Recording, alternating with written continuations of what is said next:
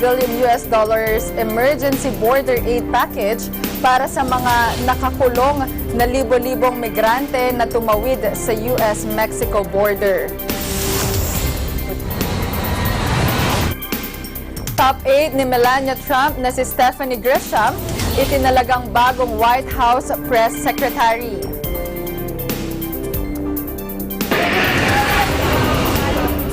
Patay sa brain fever sa Indian State, umabot na sa higit 150.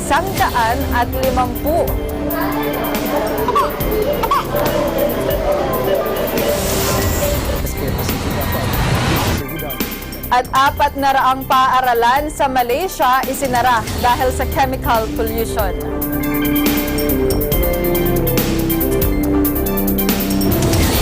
Ako po si Phoebe Publico, ang inyong magiging tagapagbalita.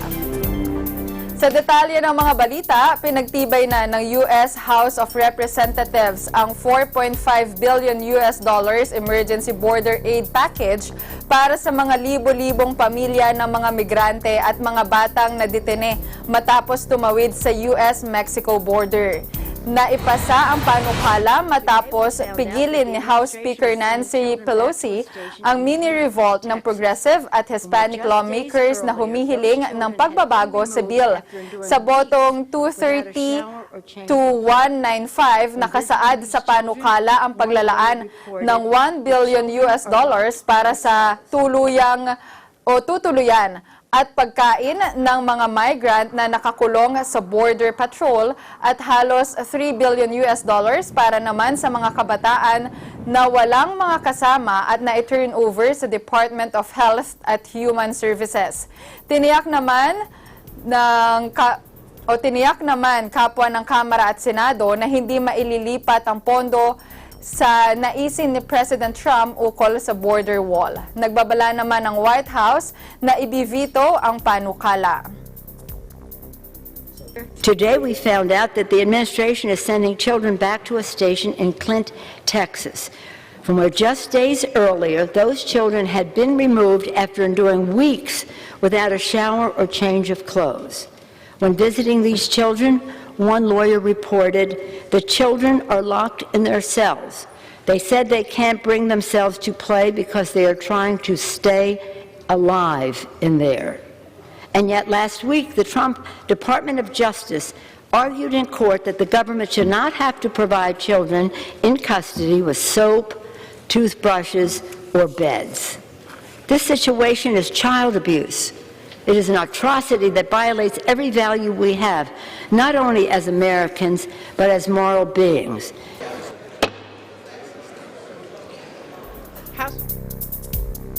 Samantala, nagbigay ng reaksyon si President Donald Trump sa pagbibitiw ng Acting Commissioner ng U.S. Customs and Border Protection o CBP. Sa kanyang pagsasalita sa White House, sinabi ni Trump na hindi niya pinababa sa pwesto si Jen Sanders na nag-anunsyo ng kanyang pagbibitiw epektibo sa July 5 pero walang ibinigay na dahilan. Una rito, marami ang nagalit sa ginawang pagtrato ng CBP sa mga batang migrante at nadiskubreng ilan sa mga ito ang nasa kaawa-awang kondisyon, lalo na sa Texas. Did you ask your Customs and Border Protection head, John Sanders, to resign? Do you know why he's leaving his post? No, I know there was going to be a change there. I've made changes, very good changes. We're moving some people around into different locations. The game has changed a lot because of what Mexico is doing. We're able to do things that we wouldn't have been able to do before.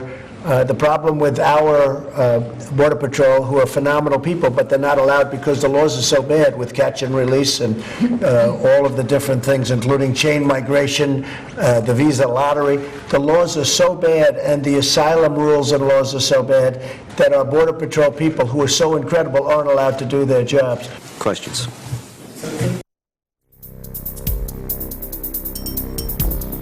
Nalunod sa Rio Grande ang lalaki pati na ang anak na babae malapit sa US border. Kuha ang larawan ng mag-ama ng journalist na si Julia Dadoc at nalathala sa Mexican newspaper na La Jornada. Hindi lamang ito ang nadiskubre kundi may nakita ring mga nasawing sanggol, bata at babae malapit sa border.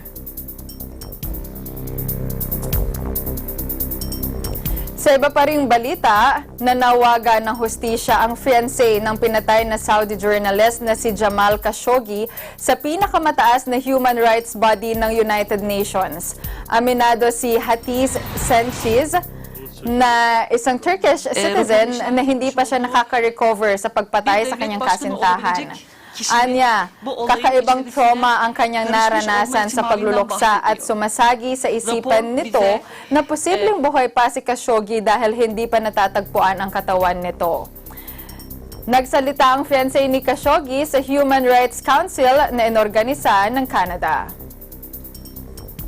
Bu gerçekten çok büyük bir skandal.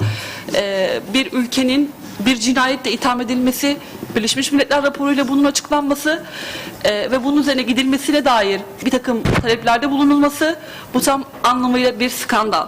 Yani ben hala olayı atlatamadım. Yaklaşık 9 ay geçti. Bu yani ölümüyle alakalı bütün işaretler olmuş olmasına rağmen hala cesedinin ortada olmaması, acaba bazen bana Cemal acaba yaşıyor mudur, acaba Cemal bir yerde tutuluyor mudur düşüncesini ister istemez kendiliğinden getiriyor. Bu inanılmaz farklı bir travma. Yani insan psikolojisinin kabul edebileceği bir şey değil.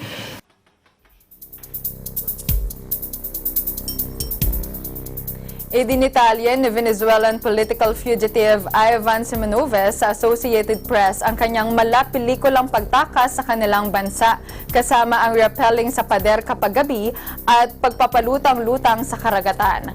3 linggo matapos ang kanyang pagtakas mula sa house arrest, nagpalipat-lipat ng safe house si Simonoves at nalulusutan ang security forces ni President Nicolas Maduro.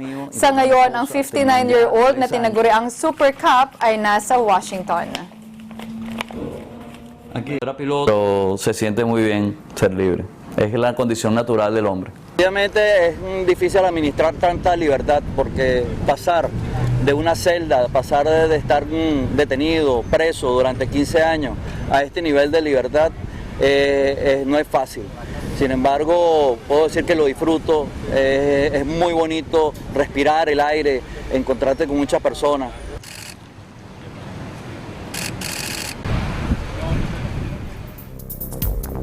Ang iba pang mga balita sa pagbabalik ng Eagle News International Filipino Edition.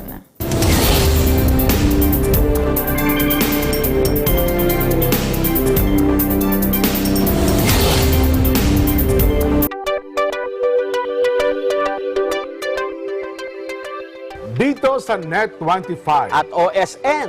Siguradong at home ka dito.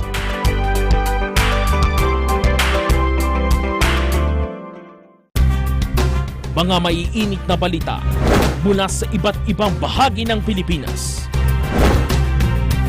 Ang balitaang pumapagaspas. Saan bang panig ng bansa? Kasama si Nelson Lubao.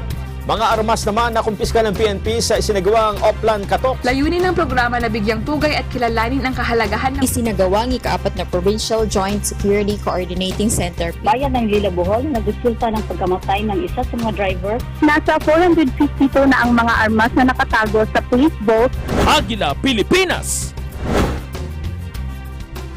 Lunes hanggang Biyernes, alas 10:30 ng umaga. Dito lamang sa Net25. Abangan ngayong linggo sa Season 3 ng Young Ones Upon a Time.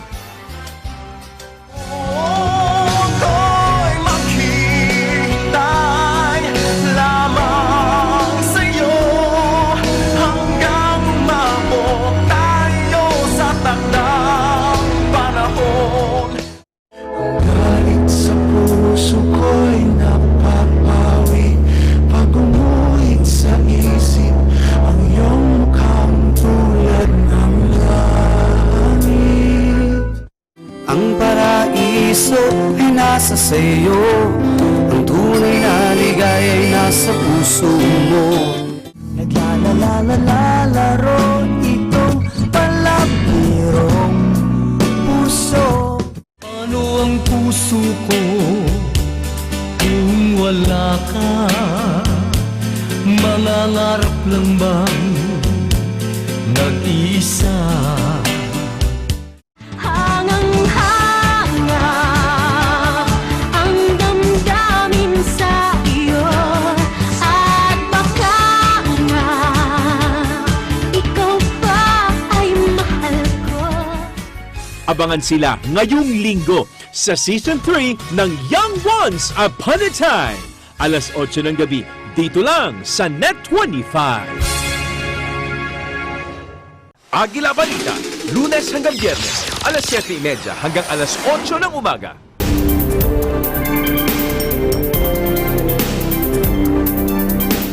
Sa iba pa ring balita, isang lalaki na sinibak mula sa Ford dealership sa Northern California ang pumatay sa 2 empleyado at pagkatapos ay nagbaril din sa sarili. Ayon sa mga otoridad at nakasaksi, may handgun ang lalaki na natagpuan sa service bay. Ipinakita naman ng mga empleyado sa mga otoridad kung saan natagpuan ang 2 biktimang manager na binaril at napatay. There is no outstanding suspects at this time. The scene is secured, and we're moving forward with our investigation. He was apparently fired today, or someone from the dealership was fired today, and came back and apparently just shot the 2 managers who obviously would have fired him.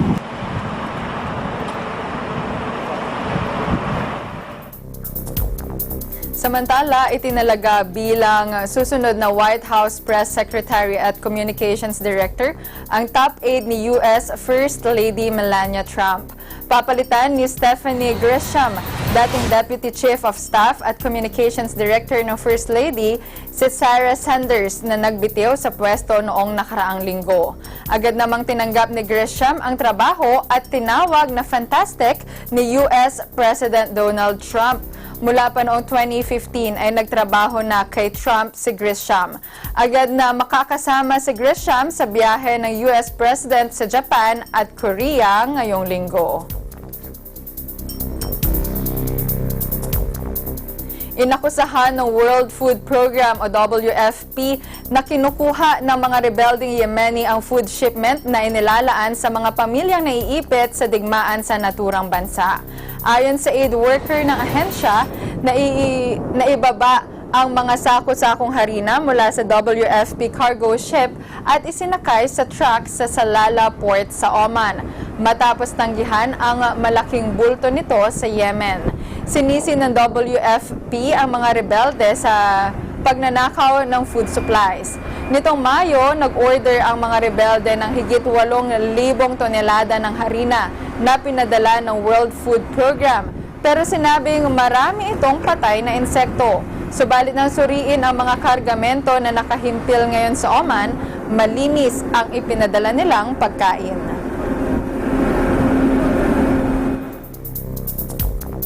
Nasa 400 mga paaralan ang isinara ng Malaysian government dahil sa chemical pollution. Napilitan ng isarado muna ang mga paaralan dahil na rin sa sunod-sunod na reklamong natatanggap mula sa mga estudyanteng apektado ng polusyon. Karamihan sa mga estudyante ay nahirapang huminga at may kaso ng pagsusuka. Kasalukuyan ng inaalam ng mga otoridad kung ano ang naging sanhi ng chemical pollution. Noong Marso ay pansamantala ring isinara ang ilang paaralan sa Pasir Gudang District matapos maiulat ang ilegal na pagtatapon ng toxic waste sa isang ilog na nagdulot ng sakit sa halos 5,000 katao.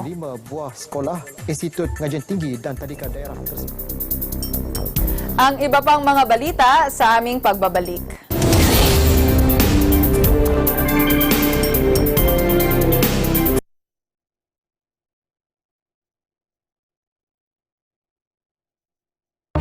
Mga isyung panlipunan.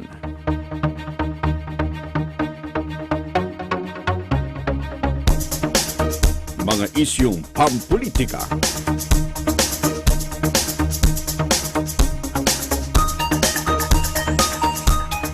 Tatalakayin, lilinawin, kasama ang mga batikang komentarista, Congressman Dante Marcoleta at Jen Sobartiaga sa Ganang Mamamayan. Lunes hanggang Biyernes, alas 8 hanggang alas 9 ng umaga. Agila Balita, Lunes hanggang Biyernes, alas 12 ng tanghali hanggang 1:00 ng hapon. Narito po ang mga dapat ninyong abangan. Paano aaminin, di ka na sa akin. Ano bang ate si Ate Charlene? Ayusin mo mga Ayusin mo. To be honest po, proud ako na maging ate ko siya dahil kasi nga successful pa, mabait pa. Ang sarap naman marinig nun. Makikipag-picture sa kanya, makikipag-selfie, sanay ka na. Okay lang po sa akin, basta lang okay lang po kay ate. Ay, diba? She's very nice, she's very genuine. You know, she's our friend. Sobrang bait. Ay, Jen! Sabi ko na nga ba, nalagyan mo to kanina. Ano? Eh kung meron kasing may close kay ate po, kailangan I have to know them first. Ay, diba? Wait, pala. Kala ko kayo na cool lang. I have to know them first. You don't need to spend so much money to have fun. Yes. Just being together. Take me to the skies. As long as you're with me, baby, everything will be alright. We'll give you another inspiring, unforgettable bonding moments.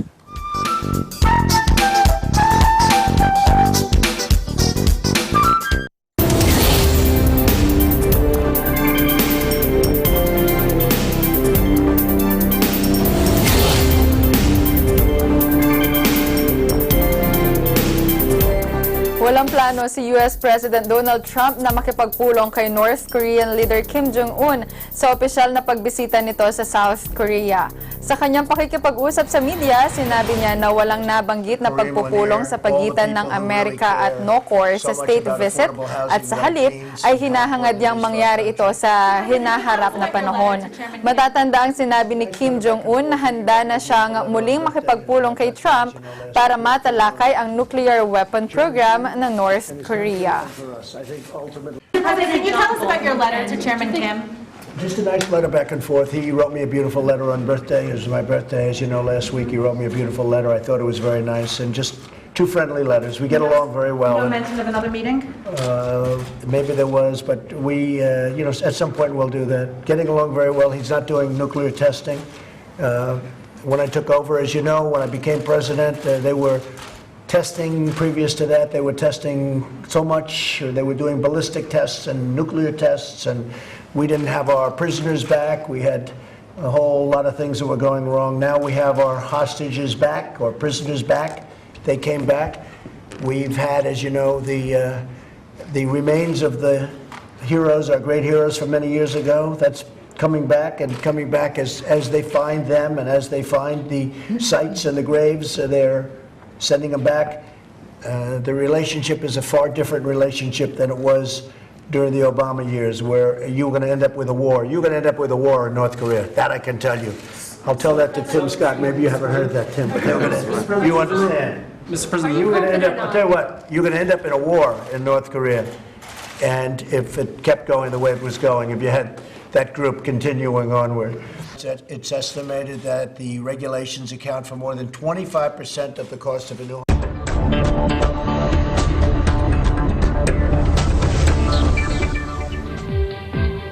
Nakipagpulong si US Secretary of State Mike Pompeo sa Indian counterpart nito na si Subramaniam Jaishankar dahil na rin sa tumataas na tensyon sa pagitan ng dalawang bansa sa issue ng trade and tariffs.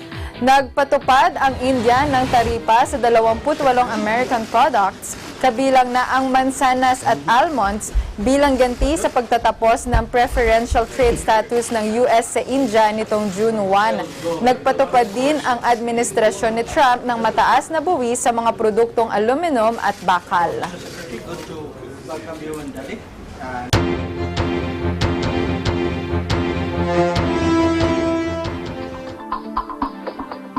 Umakyat na sa 152 ang bilang ng mga batang nasawi sa Bihar State sa India dahil sa sakit na brain fever. Ayon sa datos ng mga otoridad, bukod pa rito ang 131 katao na ginagamot sa 2 ospital sa Eastern State ng India. Ang brain fever ay pamamaga ng utak na karaniwang nakaaapekto sa mga undernourished na bata na edad 10 pababa. Pinaniniwala ang nakukuha ang sakit sa pagkain ng hilaw pa na lychee. Bunsod nito, ipinag-utos na ng punong mahistrado doon na imbestigahan ang posibleng kapabayaan ng Federal Health Minister sa dalawang apektadong lugar. Inatasan na rin ng mataas na hukuman sa India ang pamahalaan na ipaliwanag ang mga ginagawa nitong hakbang para malabanan ang acute encephalitis syndrome.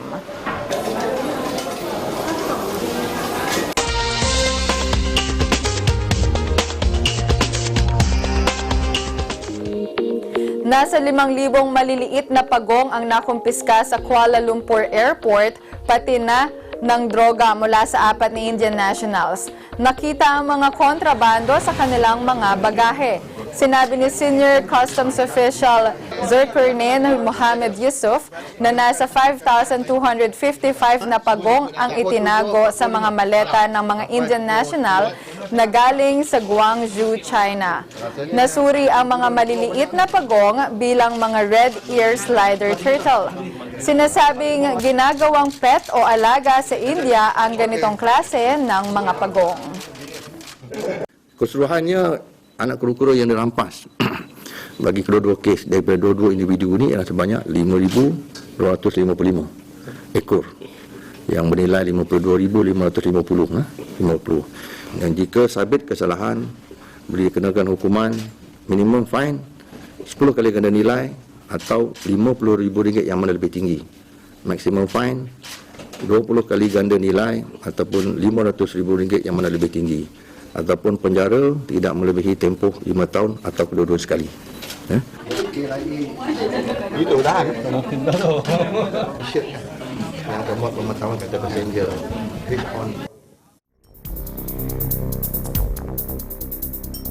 Reresolbahin ng Japan ang problema nito sa plastic bilang isa sa mga bansang madalas gumamit nito. Gagawin ito bago ang gagawing G20 Summit na dadaluhan ng mga world leader na sisimulan sa Biyernes. Nabatid na kalahati ng plastic waste sa buong mundo ay naipoproduce ng G20 nations at bilang chairman ng summit, inaaksyonan na ito ni Japanese Prime Minister Shinzo Abe.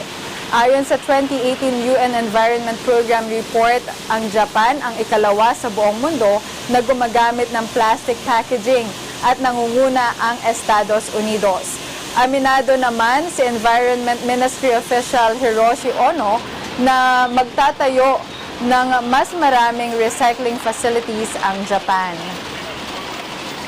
And now we are trying very hard to further develop the internal and domestic plastic recycling facilities and recycling capabilities.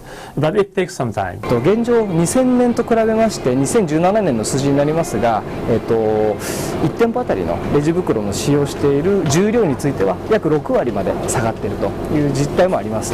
ただそこに加えてですね、昨今ではやっぱりこのプラスチックの問題というのが出てきているところもあり、さまざまな方法をこれからも模索していく、そんな中の一つとして今回紙製の袋というのもちょっと使わせていただいております。